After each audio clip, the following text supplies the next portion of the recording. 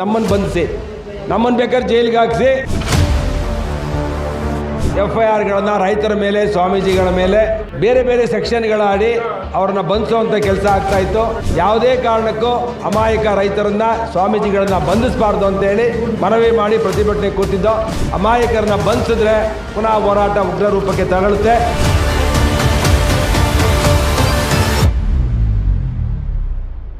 ಹೇಮಾವತಿ ನೀರನ್ನು ತಗೊಂಡೋಗುವಂಥ ಯೋಜನೆಯ ವಿರುದ್ಧ 31ನೇ ತಾರೀಕು ಮೇ ಹೋರಾಟವನ್ನು ಮಾಡಿದ್ದು. ಆ ಹೋರಾಟದ ಅಂಗವಾಗಿ ಸುಳ್ಳು FIRಗಳನ್ನು ರೈತರ ಮೇಲೆ, ಸ್ವಾಮೀಜಿಗಳ ಮೇಲೆ ಬೇರೆ ಬೇರೆ ಸೆಕ್ಷನ್ಗಳಾಡಿ ಅವ್ರನ್ನ ಬಂಧಿಸುವಂಥ ಕೆಲಸ ಆಗ್ತಾಯಿತ್ತು. ಈಗಾಗಲೇ 5 ಜನಗಳನ್ನು ಬಂಧಿಸಿದ್ರು. ಅದಕ್ಕೆ ನಾವು SP ಅವರಿಗೆ ಇವತ್ತು ಮನವಿ ಕೊಟ್ಟು ಯಾವುದೇ ಕಾರಣಕ್ಕೂ ಅಮಾಯಕ ರೈತರನ್ನು, ಸ್ವಾಮೀಜಿಗಳನ್ನು ಬಂಧಿಸಬಾರ್ದು ಅಂತೇಳಿ ಮನವಿ ಮಾಡಿ ಪ್ರತಿಭಟನೆ ಕೂತಿದ್ದೋ. IG ಅವರೇ ಖುದ್ದಾಗಿ, SP ಅವರು ಖುದ್ದಾಗಿ ಬಂದು ಇದನ್ನು ಪರಿಶೀಲಿಸಿ ಸೂಕ್ತ ಕ್ರಮ ನಾವು ತಗೊಳ್ತೇವೆ. ಸರ್ಕಾರಕ್ಕೆ ಇದನ್ನು ನಿಮ್ಮ ಮನವಿಯನ್ನು ತಲುಪಿಸಿ ಕಾನೂನಾತ್ಮಕವಾಗಿ ಏನಿದೆಯೋ ಅದನ್ನು ಕ್ರಮ ತಗೊಳ್ತೀವಿ ಅಂತ ಹೇಳಿದರೆ ನಾವು ಒತ್ತಾಯ ಮಾಡಿದ್ದೇವೆ. ಅಮಾಯಕರನ್ನ ಬಂಧಿಸಿದ್ರೆ ಪುನಃ ಹೋರಾಟ ಉಗ್ರ ರೂಪಕ್ಕೆ ತಗೊಳುತ್ತೆ.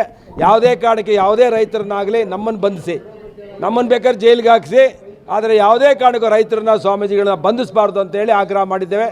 ಅದಕ್ಕೆ ಸಕಾರಾತ್ಮಕವಾಗಿ SP ಅವರು ಮತ್ತು IG ಅವರು ಸ್ಪಂದಿಸಿದ್ದಾರೆ. ಅದಕ್ಕೆ ನಾವು ಈ ಹೋರಾಟವನ್ನು ಇಲ್ಲಿ ಧರಣಿಯನ್ನು ವಿಡ್ರಾ ಮಾಡಿದ್ದೇವೆ. ಧನ್ಯವಾದಗಳು.